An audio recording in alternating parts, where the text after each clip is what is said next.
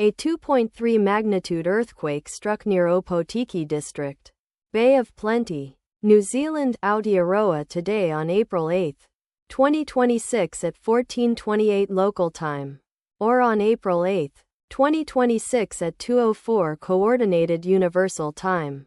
As reported by the Volcano Discovery on its website, the earthquake was located at a shallow depth of 11.0 kilometers below the surface, at coordinates latitude -37.8475 and longitude 177.8932.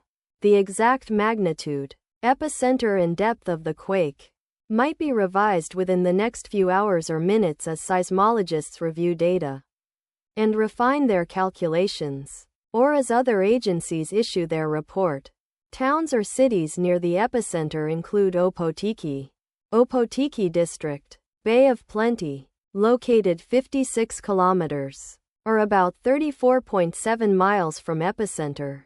Whakatāne District, Bay of Plenty, located 80 kilometers, or about 49.7 miles away. The recommended course of action is to be vigilant for possible aftershocks that may occur. Let us pray that this earthquake will not have a major impact on our brothers and sisters there, and that there will be no more earthquakes. Amen.